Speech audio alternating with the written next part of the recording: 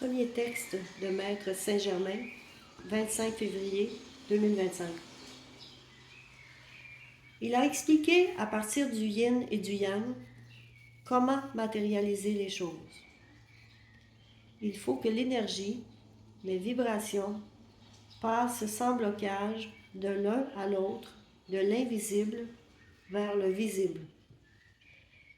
Il faut éliminer la distance entre les deux. Le yin est l'énergie créatrice et le yang représente la matière. En éliminant la ligne de résistance entre les deux, on peut entamer une fusion de l'immatériel au matériel, comme on coule les métaux pour en faire une sculpture. Ils sont rendus liquides par le feu. La même chose peut se produire avec une vibration, une intention, qui devient matière. Par contre, la matière est plus lourde. Il faut la gérer.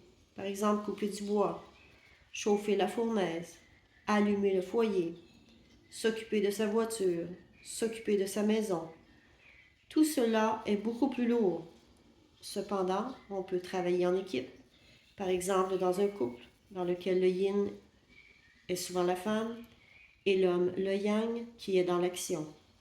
La femme étant la motivation, l'inspiration et lui étant dans l'action va matérialiser les choses pour elle et pour le couple.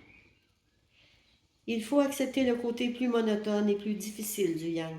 L'accepter, accepter la lenteur, les complications, la lourdeur, les accepter et les laisser opérer pour manifester notre intention. Dans la relation humaine, par exemple, la relation amoureuse, la même chose s'opère au niveau du yin et du yang.